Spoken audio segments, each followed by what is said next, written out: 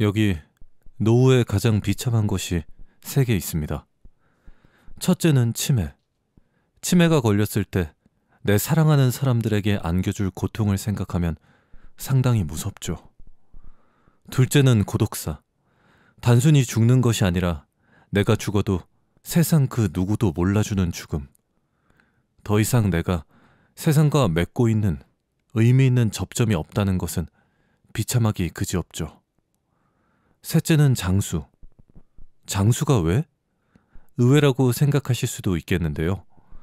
그냥 장수가 아니라 돈이 없거나 건강이 안 좋은 상태로 힘들게 장수하는 것입니다. 중국의 한 옛 성인은 오래 사는 것은 축복이지만 고통스럽게 오래 사는 것은 비참함이다 라고도 말했죠.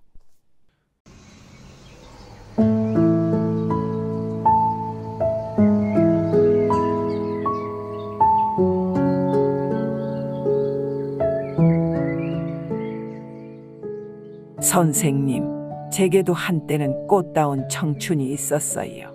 그때는 참 하고 싶은 것도 많았고 꿈이란 것도 있었는데, 근데 그 시대가 다 그랬잖아요. 내가 어떤 사람인지, 무얼 좋아하는지 그런 건 아무 상관없고 그냥 때 되면 적당한 사람 만나서 결혼해야 하고, 그렇게 자식 낳고 나면 자식들 뒷바라지 해야 하고, 저도 그냥저냥 그렇게 살아왔죠. 힘들었냐고요? 힘들었죠. 처음에 보는 엄마 노릇도 서투른데 일까지 같이 한다는 게 가끔은 너무 힘들고 서러워서 눈물도 훔치고 그랬었죠. 남편도 참 고생 많이 했고요. 그래도 이제 자식들은 다 키웠으니까요. 정말 힘드셨겠네요. 자식들 다 키우고 나니까 좀 어떠세요? 솔직히 말씀드려도 될까요, 선생님? 너무 공허하고 다 부질없다 하는 생각이 드네요. 선생님, 내 인생에서 제일 벅찼던 순간 2개를 꼽으라면, 첫째는 딸내미 결혼식 입장할 때예요. 그땐 정말 세상을 다 가진 것 같았지. 그간 정신없이 달려왔던 내 인생, 이제서야 맡은 바 소양을 다 해냈다는 생각에 가슴이 충만하면서 눈물이 났죠. 앞으로 살면서 이보다 더 행복한 날이 있을까 싶었는데 한 번 더 오더라고요. 그런 순간이, 그 2번째 순간이 바로 손녀딸이 태어났을 때였어요. 이건 선생님도 손주 보시면 아시겠지만 난 지금 딸내미는 안중에도 없어. 손녀딸 하루하루 커가는 거 보는 게 그렇게 재미가 쏠쏠할 수가 없다오. 그런데 뭐가 그렇게 부질없게 느껴지신다는 거예요? 그것이 말이지, 딸내미는 결혼 전에도 따로 산지 좀 됐는데 그마저도 결혼하고 나선 1년에 얼굴 몇 번 보지도 못하고요. 손녀딸 커가는 거 보는 건 여전히 내 낙이지만 저렇게 내 세상 모두를 다 주어도 아깝지 않을 것 같은 내 손녀딸도 어차피 좀 크고 나면 자기의 세상에서 온전히 커나갈 터인데 그 세상에는 아마 제가 없겠죠. 그게 맞죠. 맞는데 선생님, 저는요, 자식들 그리고 손주들이 제 세상의 전부예요. 그런데 그네들의 세상엔 제가 점차 없어질 거고 정작 제 자신에게 남은 건 아무것도 없게 될 거란 사실을 계속 깨달을수록 가슴이 텅 빈 것 마냥 공허하네요. 김씨 할머니의 사연, 다들 어떻게 들으셨나요? 또 어떻게 생각하시나요? 인생을 어떻게 살아야 한다. 정답은 없겠지만요. 현재 대한민국 노인 자살률 1위에 노인들 5명 중 1명은 노인 우울증이라는 통계가 있을 정도로 대한민국 노인들은 평균적으로 봤을 때 그리 행복한 상태는 아닌 것 같습니다. 처음 노후의 가장 비참한 것 3가지를 말씀드렸죠. 치매와 고독사, 그리고 힘든 상태로 장수하는 것. 그런데요, 이 3가지를 모두 획기적으로 예방하면서 노후의 행복을 절대적으로 보장해주는 의외의 방법이 있다면 믿으시겠습니까? 그건 바로 노후에도 즐길 수 있는 취미를 갖는 것이랍니다. 아니, 너무 뜬금없다고요? 그렇게 느껴지실 수도 있죠. 그렇지만 지금부터 제가 말씀드릴 이유를 들으시고 충분히 납득이 되실 거예요. 납득이 되시고 나면 다음으로 말씀드릴 거. 사실 취미가 아무리 중요하다 한들 나는 젊었을 때부터 닦아놓은 취미도 없고 그렇다고 이제 와서 새로운 취미를 가지자니 막막하기도 하고 또 그렇게까지 취미를 가져야 되나 나는 그 정도는 아닌데 하실 거잖아요. 그래서 준비했습니다. 성향이 어떤 분이든 상관없이 5분 만에 나에게 딱 맞는 취미를 가질 수 있는 그런 방법을요. 아빠, 은퇴하고 나니 어때? 심심하진 않고? 너 지금 그게 무슨 말이니? 지금 아빠가 집에서 혼자 놀고만 있으니까 심심해 보인다 이거냐? 경기도 구리에 사는 최민지 양은 최근 아빠와의 갈등 때문에 답답합니다. 아빠가 일을 그만두신 지도 1년. 그럴 의도로 물어본 것도 아니고 그냥 아빠 심경이 어떤가 안부차 그냥 물어본 것도 유독 예민하게 반응하는 아빠 때문에 민지 양은 속이 상합니다. 아빠가 처음부터 그랬던 것은 아니었습니다. 한때는 민지 양이 세상에서 제일 좋아하는 어른이 바로 아빠였을 정도로 민지 양의 아버지는 그 누구보다 성실하고 따뜻한 분이셨습니다.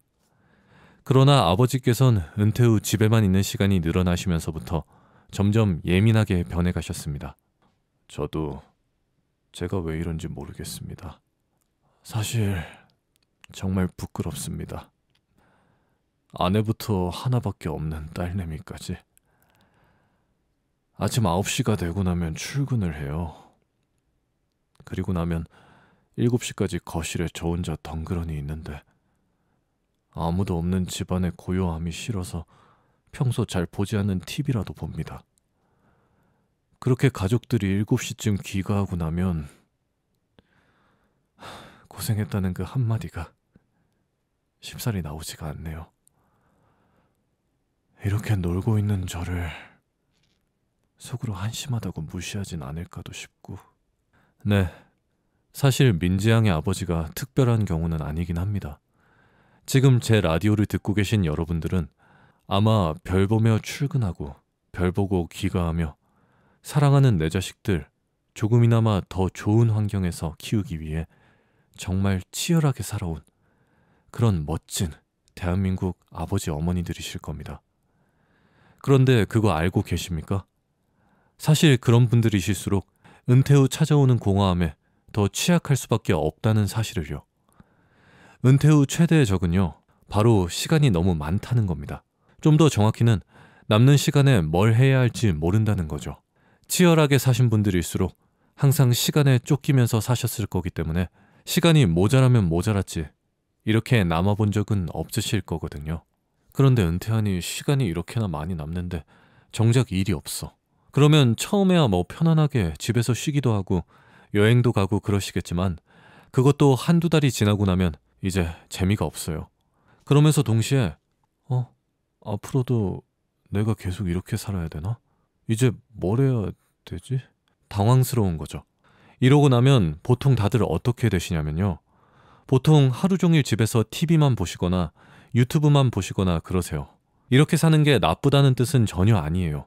그동안 얼마나 열심히 살아오셨는데 남은 여생 그렇게 보내셔도 본인만 행복하시다면야 전혀 문제될 게 없죠.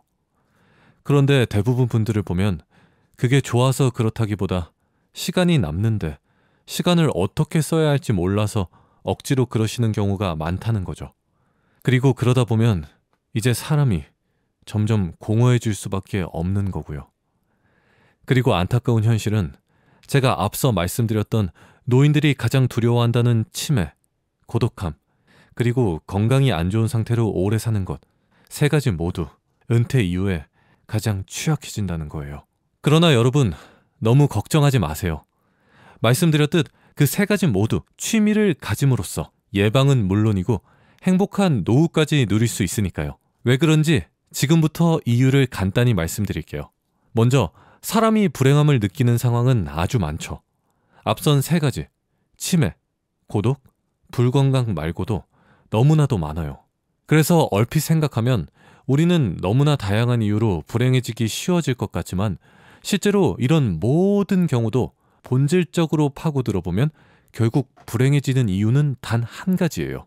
그것은 바로 뇌에서 편도체라고 하는 곳이 과활성화되었기 때문이에요. 편도체라는 곳이 과활성화되면 사람이 불안하고 초조해지고 예민해지게 되는데요. 사람이 어떤 이유로 힘들던 간에 결국에는 이 뇌의 편도체라는 곳이 과활성화되기 때문에 불행해지는 거예요. 그러면 답이 나왔죠. 바로 이 편도체라는 곳을 안정화시키기만 하면 돼요. 어떻게?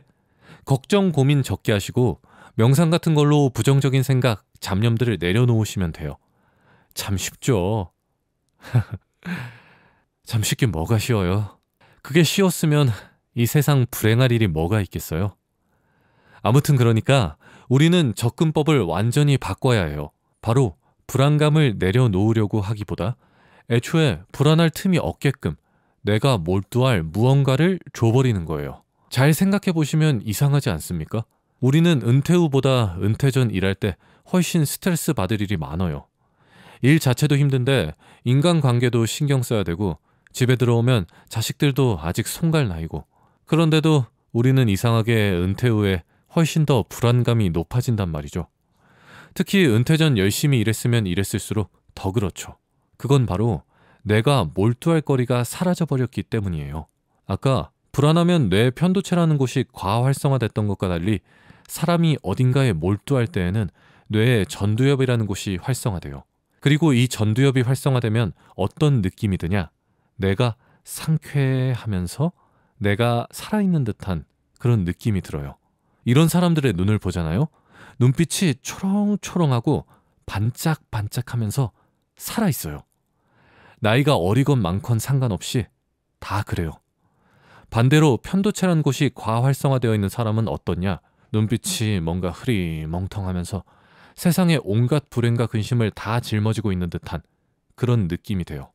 제가 무슨 말씀을 드리고 있는지 그 차이가 바로 여기서 오는 거예요. 자, 이제 슬슬 감이 좀 잡히시나요? 맞아요. 취미는 우리에게 몰두할 거리를 제공해줘요. 그래서 사람이 불안감을 느낄 틈이 없게 만들어주고 우리의 뇌를 활성화시켜 무조건 행복하게 만들어주는 정말 마법 같은 비책인 거죠. 그런데 이제 또 이런 생각이 드실 거예요. 취미? 난 가진 거 없는데. 걱정하지 마세요. 제가 어머니 아버님들께 가장 잘 맞는 새로운 취미를 찾을 수 있게끔 도와드릴게요. 그러면 이제 또 그러실 거예요.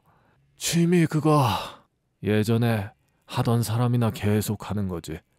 지금 이 나이 먹고 새로운 취미는 무슨. 아니에요. 절대 아니에요. 제가 한 사례를 말씀드릴게요. 어떤 할머니께서 경도 치매가 와서 의사 선생님께 상담을 받으러 갔어요. 선생님, 너무 억울해요. 저는 10년째 꾸준하게 취미로 고스톱을 치는 사람인데 이게 운으로 치는 것 같이 보여도 머리를 얼마나 많이 써야 하는 건데 제가 치매라니요. 그러자 의사 선생님 대답이 되게 특이해요. 아, 어머니, 고스톱은 잘 치세요? 그럼요. 이제 동네에서는 아무도 저랑 안 쳐줘요. 제가 무조건 따니까. 그래서 요새는 컴퓨터로 인터넷 사람들이랑 치는데 내 적수가 별로 없지. 그러니까 의사 선생님이 할머니 손을 잡으면서 뭐라 그랬냐면 어머니, 그러면 그럴 수 있어요. 이게 무슨 말이냐면요. 할머니는 이미 10년째 고스톱을 치다 보니 이제 이 할머니한테는 고스톱이 전혀 머리 쓰는 활동이 아닌 거예요. 왜? 칠 때마다 머릿속에 이미 그림이 훤히 다 그려져 있으니까요. 그래서 의사들이 노후의 치매 예방을 위해 권장하는 것 중 하나는요. 기존에 갖고 있던 취미 말고 노후 와서 새로운 취미를 하나 가지시라는 거예요. 새로운 취미는 보통 서투르니까 그 서투른 걸 잘하게 되는 과정에서 두뇌 활동이 진짜 많아져요. 그러니까 치매 예방도 되면서 동시에 몰두할 거리도 생기니까 공허할 틈도 없고 동시에 사람이 활기차지는 거죠. 그럼 대체 어떤 취미가 좋은 취미일까요? 자, 말씀드릴게요. 첫째로 뇌를 쓰는 취미예요. 예를 들어 독서라던가 바둑 이런 것도 뇌를 많이 쓰는 취미고요. 그리고 여러분, 몸을 움직인다는 게 진짜로 고도의 뇌 활동이거든요. 그래서 신체에 무리가 가지 않는 선에서 운동을 해주는 것도 좋은 취미라고 할 수 있어요. 예를 들어 간단한 조깅이나 배드민턴, 게이트볼을 배우시는 분도 있고, 사실상 대부분의 취미는 뇌를 쓰니까 큰 상관은 없는데, 뇌를 안 쓰는 안 좋을 수 있는 취미가 뭐냐면 바로 하루 종일 멍하게 TV만 보고 있는 거예요. TV를 보면 되게 재밌으니까 스트레스도 풀릴 것 같고, 드라마 속 주인공이 행복하면 나도 막 행복해지고 되게 스트레스 해소에 좋을 것 같지만, 실제로 TV와 같은 영상 자극을 보면 전두엽 말고 후두엽이라고 하는 곳이 주로 활성화돼요. 그래서 별로 추천드리지 않고요. 다만 그런 영상 자극들도 무조건 나쁘다는 건 아니고, 좀 생각할 거리가 있는 작품들, 예를 들어 영화 같은 걸 보면서 감독이 말하고자 하는 메시지는 대체 뭘까? 저건 왜 저런 식으로 연출했지? 내가 만약 주인공이라면 저 상황에서 어떻게 했을까? 이러면서 능동적으로 감상을 한다면 충분히 좋은 취미가 될 수 있어요. 두 번째로는 사람과 함께하는 취미예요. 아까 몰두할 수 있는 취미가 좋은 거라고 말씀을 드렸지만, 아무리 그런 취미라도 계속해서 집에 박혀서 혼자서만 몰두하고 아무도 안 만나고 그런다면요, 결국 사람은 공허해지기 마련입니다. 이건 간단하게만 설명드리자면, 사람이 사회생활을 하며 다른 사람과 함께 어울릴 때만 분비되는 필수적인 호르몬이 있어서 그래요. 그런데 그럼 바로 이런 생각이 드실 거예요. 난 사람들이랑 복작복작거리는 거 정신 사납고, 나 혼자 정적으로 조용하게 마음 편하게 하는 그런 취미가 더 좋던데. 네, 맞습니다. 저도 성격이 조용하고 혼자 있는 거 좋아하고, 그래서 어떤 마음이신지 잘 압니다. 만약 사람들이랑 함께하는 취미만 좋은 취미라면 뜨개질, 독서, 요리, 요가, 명상, 수많은 정적인 취미가 다 안 좋은 거냐? 그건 당연히 전혀 안 그렇고요. 위에서 말씀드린 취미들도 당연히 다 너무 좋은 취미들입니다. 그러나 그럼에도 여전히 말씀드리고 싶은 것은, 정적인 취미를 가지신 분들도 적어도 한 달에 한 번 정도는 같은 취미를 가진 사람들과 교류하는 시간을 가지라는 거예요. 저도 취미가 독서인데요. 독서를 누군가와 같이 하면 집중도 잘 안 되고, 또 제가 읽고 싶을 때 틈틈이 읽는 게 좋은 거다 보니 다른 사람들이랑 시간 딱 정해놓고 같이 읽고 그러는 건 저도 별로 안 좋아해요. 그 대신 저는 어떻게 하냐면요, 책을 혼자 다 읽은 뒤 내가 읽고 느낀 것들을 다른 사람들과 나눠요. 사람들이 많은 거 저도 별로 안 좋아하지만, 비슷한 취미를 가진 사람들끼리 모이면 또 결이 비슷한 사람들이라 그게 괜찮거든요. 이렇게 하면 고독감도 없어지면서, 또 혼자 취미를 가지는 그 시간에도 대충 시간을 때우기보다 다른 사람들과 나눌 만한 더 양질의 결과물을 얻기 위해 노력하게 돼요. 세 번째는 언제 어디서나 쉽게 할 수 있는가. 예를 들어 피아노는 무거우니까 옮길 수가 없는데 기타는 들고 다닐 수 있잖아요. 그러니 기타가 좀 더 쉽게 할 수 있는 취미고요. 네 번째는 꾸준하게 지속 가능한가. 이제 신체에 무리가 가지 않는지, 그리고 돈이 부담스럽지 않는지를 보셔야 돼요. 대표적으로 많이들 하시는 취미가 골프인데요. 골프는 사실 관절 건강에 그리 좋은 운동은 아니라서 나이가 들수록 지속하기 힘들 수 있고요. 무엇보다 필드비가 많이 나가서 부담스러우면 사람이 잘 안 하게 돼요. 이런 것들도 잘 고려해 보시고요. 다섯째는 할 때마다 실력을 구체적으로 늘려나갈 수 있는 취미가 좋아요. 대부분 취미가 다 여기에 해당하는 것 같지만, 실제로 이건 어떤 취미를 갖느냐보단 내가 취미를 어떤 식으로 대하는가의 문제예요. 예를 들어 배드민턴을 취미로 가지신다면 맨날 똑같은 상대랑 그냥 주고받기만 하면서 친다? 그래도 실력이 늘긴 늘죠. 늘긴 느는데 구체적으로 내 실력이 어떤 부분이 더 나아졌는지를 스스로 명확하게 알 수가 없잖아요. 그러니까 그보다는 같은 배드민턴을 치더라도 내가 오늘은 드라이브 자세 위주로 연습을 해보겠다, 이런 식으로 목적의식을 갖고 치는 게 좋다는 거죠. 왜냐면 이런 목표의식이 있고 없고에 따라 뇌에 몰두하는 힘이 달라지거든요. 그리고 마지막 여섯 번째, 이게 가장 중요한 건데요. 앞서 말씀드린 기준들도 중요하지만 이게 가장 중요해요. 이것은 바로 흥미예요. 내가 흥미가 가는 취미인지가 그 무엇보다 가장 중요해요. 너무 당연한 말 같다고요? 그렇지만 취미를 갖는 분들 중 많은 분들이 내가 진짜 하고 싶어서라기보다 골프를 치면 뭔가 남들이 보기에 품격 있어 보이잖아. 독서하면 남들 보기에 되게 똑똑하게 보이잖아. 이런 이유로 취미를 고르신다는 거죠.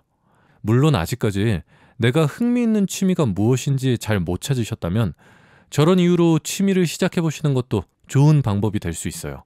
그러나 그렇게 시작한 취미가 하면 할수록 부담스럽고 억지로 하는 느낌이 든다면 역시 난 뭔가 하는 것보다 그냥 집에서 가만히 쉴래. 이렇게 단념하시게 된다는 거예요. 그러니 만약 그런 상황이 오더라도 너무 빠르게 단념하지는 마시고요. 내가 진짜로 좋아하는 것이 무엇인가를 고민하며 찾아나가셨으면 좋겠습니다. 찾기 힘들다 하더라도 여러분들의 건강과 행복을 위해서라도 꼭 노력을 들여 찾으셨으면 좋겠습니다. 그래도 무슨 취미를 갖는 게 좋을지 아직도 잘 모르겠다 하는 분들을 위해 마지막으로 나에게 맞는 취미를 탐색할 수 있는 방법들을 말씀드리겠습니다. 첫째 방법은 동네 문화센터를 방문해 보시는 거예요. 문화센터를 방문해 보시면 주부 노래교실, 사교 댄스 교실, 그룹 운동 수업, 자수 교실, 독서 모임 등등 생각보다 엄청 다양한 취미들을 무료 혹은 아주 저렴한 가격으로 배워나갈 수 있어요. 두 번째 방법은 바로 당근마켓을 이용하는 거예요. 당근마켓. 아주 유명한 동네 중고거래 앱인데요. 이 앱은 근처 동네 사람들과의 중고거래를 도와주는 앱이죠. 그러나 당근마켓이 아주 유명해짐에 따라서 이제 당근마켓은 꼭 중고거래 말고도 동네에서 이뤄지는 각종 동네 정보, 식당 정보 공유는 물론이고 김치 맛있게 담그는 반찬 가게 있나요? 같은 질문들도 서로 주고받는 그런 대형 커뮤니티 앱으로 활용되고 있어요.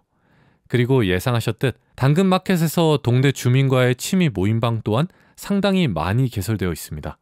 그런 거 전부 청년들이나 하는 거 아니냐고요? 아니에요. 저도 1년 전 당근마켓에서 새벽 조깅 모임에 참여한 적이 있는데 거기 모임을 보면 38세 가장 어린 직장인 남성부터 72세 최고령 할머니까지 다양한 연령층들이 있었습니다. 그러니 당장 휴대폰에 당근마켓 앱을 설치하신 뒤 동네 생활 탭을 눌러보세요. 정말 다양한 모임들과 다양한 연령대의 사람들이 있답니다.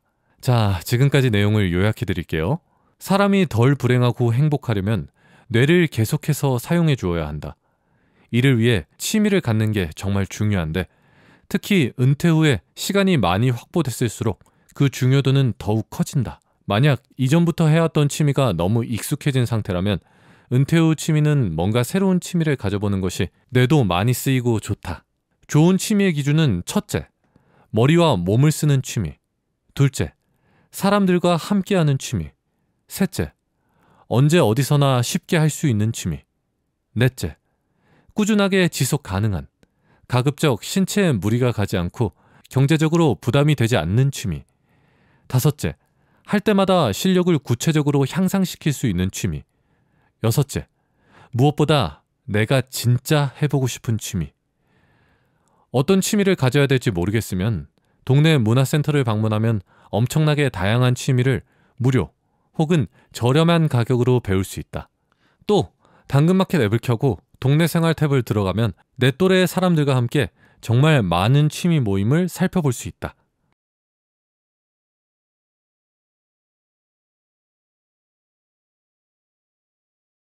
에이, 됐다. 이 나이 먹고 무슨 취미? 저는 이 얘기 들을 때마다 너무 안타까운 마음이 들어요. 첫째로는 취미란 게 어떻게 보면 무채색이었던 내 삶을 화사하게 색칠해주는 그런 아주 의미 있는 부분인 건데 무슨 취미 정도로 터부시되는 것 때문에 그렇고요. 두 번째는 어머님 아버님들께서 내가 진짜 좋아하고 내가 진짜로 즐길 수 있는 온전한 나만의 즐김거리를 갖는 것에 너무나 낯섦을 느끼시는 이유가 그동안 자신을 돌보지 않고 너무나도 앞만 보고 열심히 달려오셨기 때문이라는 사실이 존경스럽고 감사해서 그렇습니다. 세 번째는 이 나이 먹고 라는 표현에서 어머님 아버님들 아직 젊으신데도 새로운 가능성에 대해 스스로 마음을 닫아버리신 건 아닐까 느껴져서예요. 노년기를 황혼기라고도 하죠. 황혼기는 인생의 뚜렷한 윤곽이 점점 희미해지고 열정과 에너지도 서서히 소진되며 끝을 향해 달려가는 그런 시기인데요. 뭔가 황혼기라는 어감이 긍정적인 느낌을 주기 때문에 많은 분들이 은퇴 이후에 나도 이제 곧 황혼기야 하곤 하시는데 사실 저는 개인적으로 스스로를 어떠한 시기라고 정의하며 가능성을 차단해버리지 않으셨으면 바라고 있어요. 아까 제가 새벽 조깅 모임에서 만났던 72세 할머니 얘기를 했었죠. 스스로 설정하신 닉네임이 뭐였는지 아세요? 바로 여왕이었어요. 저는 처음에 나이를 모를 때 여왕님이라는 닉네임을 보고 대충 많아도 40대 정도라고 생각했는데 72세 할머니셨던 거죠. 물론 겉으로 보기에는 거의 50대 중반처럼 보이긴 하셨지만요. 아무튼 여왕님께서는 모임 내 최고 인기 회원이셨어요. 다들 어플 내 채팅으로 여왕님 오늘 오시나요? 물어보시고 아 오늘 새벽에 나가기 귀찮았는데 여왕님도 저렇게 열심인데 저도 분발해야죠 하고 나오시고 정말 모임 내 긍정적 영향을 끼치시는 그야말로 진짜 여왕님이셨어요. 그러니까 여러분들도 꼭 나이라는 틀에 자기 자신을 가두시기보다 나이를 먹어도 나는 그 자체로 나다. 내가 진짜로 행복해질 수 있는 삶을 살려면 어떻게 해야 할까를 늘상 자신에게 하며 고민하는 그런 멋진 분이시길 바랍니다.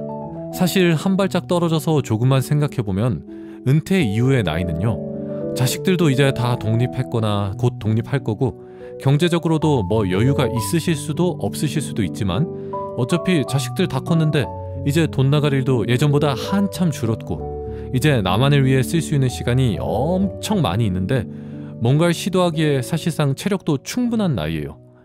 힘들다 하시는 분들도 생각해보시면 아무것도 못할 정도로 힘든 거 절대 아니거든요.